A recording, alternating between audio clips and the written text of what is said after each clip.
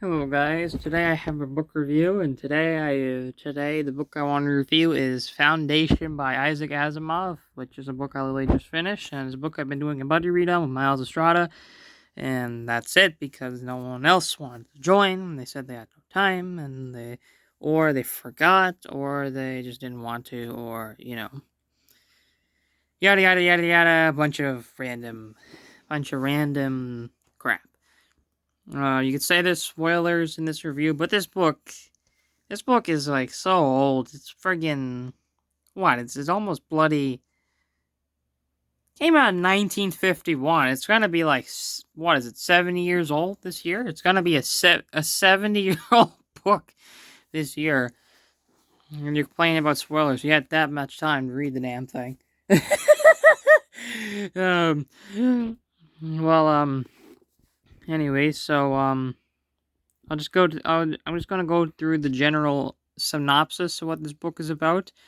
Um, so essentially, this galactic empire of sorts has basically ruled the galaxy for a very long time. I think it's 12,000 years. I think, or maybe 15,000. Yeah, 12,000 years, and um, and a psychohistorian. Well, the creator of the the psychohistorian idea, Harry Seldon, I think that's how you pronounce it, Harry Seldon or Harry Seldon. In my head, I heard Harry Seldon, so I'm just assuming it's Harry Seldon. So Harry Seldon, he he essentially well, he essentially he's what you call a psychohistorian, where he can predict the future using a type of mathematical and scientific equations. Um, and he has predicted a dark, bleak future because his empire is essentially dying, and and he knows he can't really prevent the empire from. He knows he really can't prevent the full dark age of barbarism, barbarism and war and all this kind of stuff. Um, but he wants to help make sure to preserve the history of the universe, while also making sure that the age of barbarism and war doesn't stay for like many a millennia. It only stays for a little while. Um, and also so he can help create a new empire. Essentially, he creates the Foundation, which is located on some other world. And I believe from what I remember, I think they're exiled there, because the Emperor of the Galactic Empire thinks they're interfering. So they get sent there, and Harry Seldon and his apprentice, he talks to his apprentice and talks about how he'll probably be dead in a year, and he wants the Foundation to carry on his work.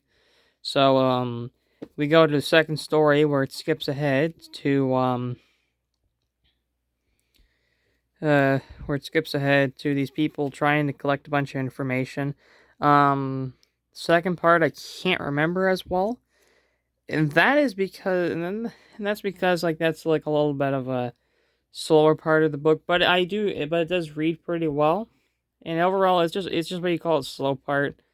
It's more like just like an exposition kind of thing, telling you what's going on.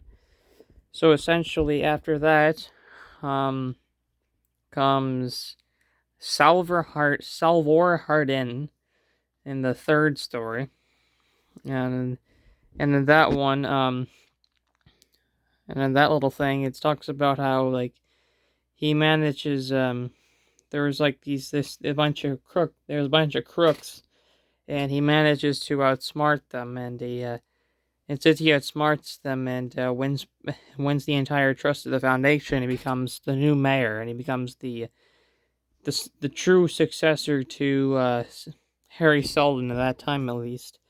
And then it goes into that whole thing. then the fourth story is a little 30-page little story about how about these traders, I believe, and from my memory, I think one of them tries to rob something, and he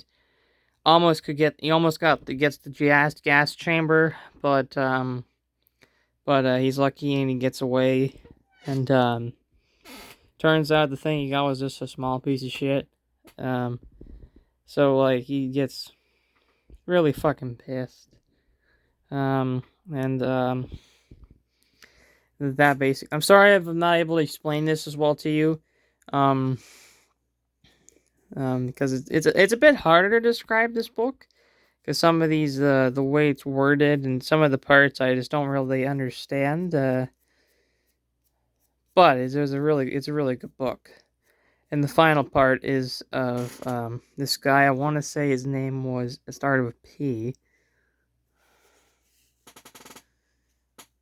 This guy named Mallow, and Mallow, he's trying to fight the Corel secret officers or corps. I don't know. I forget what it's called. I know it's Corel secret. Corel. I'll just say it's Corel secret. The Corel secret officers. He exposes these motherfuckers, and he exposes that they were like all these criminals and shit, trying to fuck over the Foundation and shit. So he essentially goes and exposes their motherfucking asses.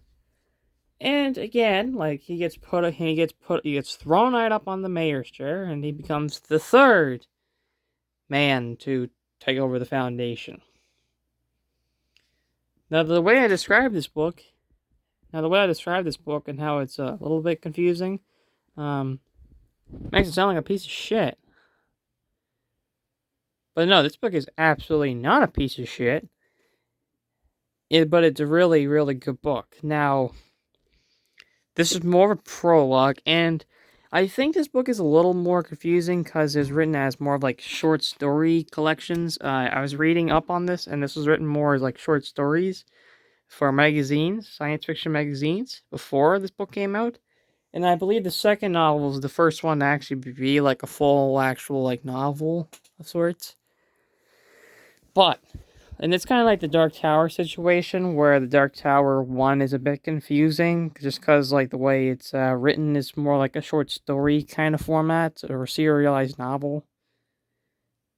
But if you are a fan of if you're a fan of general literature in general, I highly recommend this book. It actually is a masterpiece, and for its influence and for how well written it is and for what it started, this book gets a 5 out of 5 stars. Now, is this book the most entertaining read in the world? It's not the most entertaining read in the world, but it's a very interesting read. And a very fast-paced book. Like, you're going to be reading large portions of this at once. Now, I read this in 5 days. That's because I had school time. If there was no school, I read this in 3 days. But overall, an excellent, excellent book.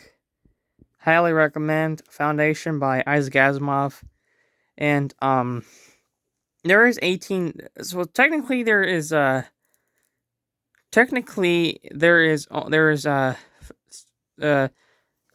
7 Foundation books, but it's all connected to a universe. So there's actually about like 18. iRobot is the first in the universe. That's somewhere over there, I think. iRobot is over here. No, it's not over here. Oh, it's over here. iRobot, I read that. This is the Prelude to Foundation. I didn't read this because I wanted to read the Foundation, like the main series, in chronological and release order, just because I prefer to do stuff that way. I prefer to see how it reads because I don't want to be like disappointed by like seeing like some like really like clean writing and good improvements, and then seeing like something that's a bit lesser.